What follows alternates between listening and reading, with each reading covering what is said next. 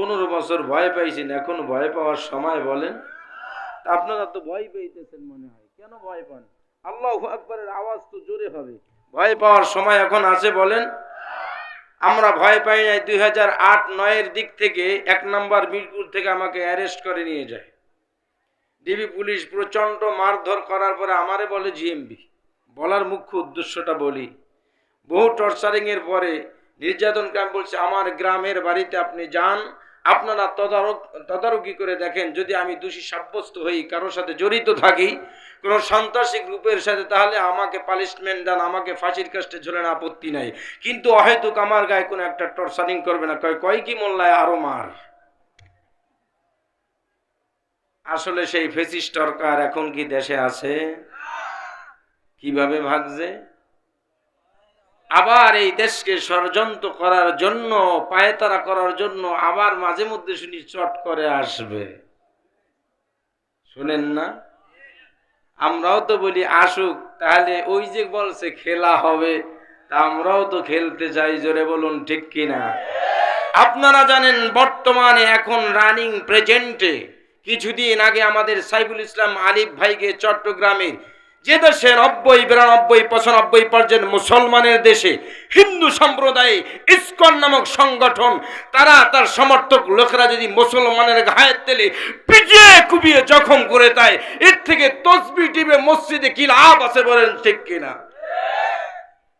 এরা আবার আমাদের হুঙ্কারও দেয়, ভারতবর্ষে কলকাটি নারে কি যেন করতে চায়, জোরে বলুন ঠিক কিনা? আমি হিন্দু সম্প্রদায়কে বলবো, আপনারা পূজা মণ্ডপে সবকিছু করেন, সমস্যা নাই, ইসকন আপনাদের উপরে লবণ ধুয়ে বড়ই খেতে চায়, সন্দেহ নাই। ওরা এখন আবার বুলি দেখতেছে, ওরা তো জুড়ে, এটা তো ইউরোপের, সেই ইউরোপে 13 জুলাই 1966 সালে সম্ভবত প্রতিষ্ঠিত হয়েছে ইসকন নামক সংগঠন। এটা আসলে ইহুদি খ্রিস্টানদের একটা চক্রান্ত।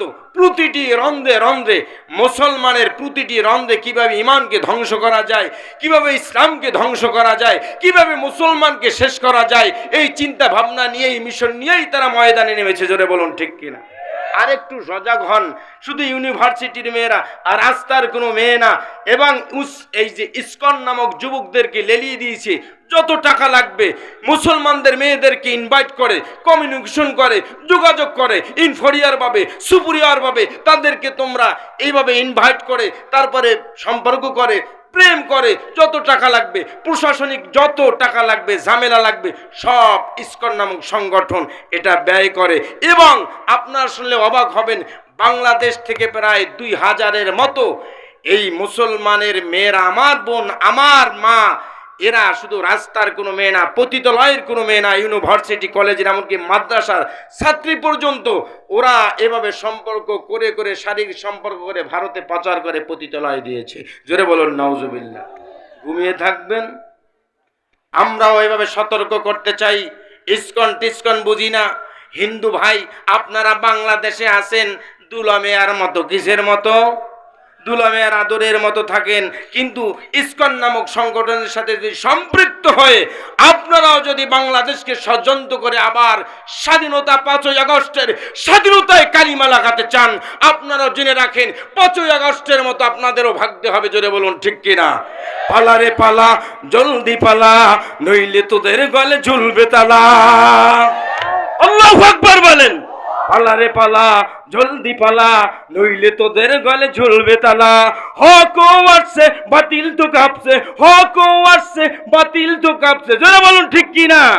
ছিনিয়ে নেব মোরা জয়ের মালা। পালা রে পালা, জলদি পালা, নইলে তোদের গলে ঝুলবে তালা, ঠিক কিনা? ইতিহাস থেকে যারা শিক্ষা নেয় না, ওদের কপালে এমনই হয়। পরের কথাই শুধু করে নাচানাচি, মেচাক দেখে পায় কামানের ভয়, ঠিক কিনা? ইতিহাস থেকে যারা শিক্ষা নেয় না, ওদের কপালে এমনই হয়। ছাত্র আন্দোলনে আপনারা দেখেছেন কিভাবে 5ই আগস্টে পালায়। ইতিহাস থেকে যারা শিক্ষা নেয় না ওদের কপালে এমনই হয়। ভারতের কথাই শুধু করে নাচানাচি, মেচক দেখে পায়, কঙ্কর দেখে পায়, ইটের খোয়া দেখে পায়, কামানের ভয়। তুই বলুন ঠিক কিনা? পালারে পালা, হ্যাঁ বলেন, পালারে পালা, জলদি পালা, নইলে তোদের গলে ঝুলবে তালা। পালারে পালা, জলদি পালা, নইলে তোদের গলে ঝুলবে তালা। জোরে বলুন ঠিক কিনা? ময়দানে থাকবেন তো? লড়াইয়ের ওই ময়দানেতে যেতে তোমাকে হবে, প্রয়োজনে সব রক্তটুকু জমিনেই ঢেলে দিবে। জোরে বলুন ঠিক কিনা? তবুও তোমায় লড়তেই হবে, মানিবে না পরাজয়। তবুও তোমায় লড়তেই হবে, মানিবে না পরাজয়। বিপ্লব মানে জীবন দেওয়া, বসে থাকা নয়। সে কোনো দিন আসবে না রে, করো যদি ভয়। বিপ্লব মানে জীবন দেওয়া, বসে থাকা নয়। সে কোনো দিন আসবে না রে, করো যদি ভয়। ঠিক কিনা? এজন্য আমরা হুঁশিয়ার করতে চাই, বসে থাকলে হবে না। প্রতিটি জায়গায় ওরা চক্রান্ত চালাচ্ছে। ইনশাআল্লাহ আমরাও দাঁড়িয়ে আছি মোকাবেলা করার জন্য। জোরে বলুন ঠিক কিনা?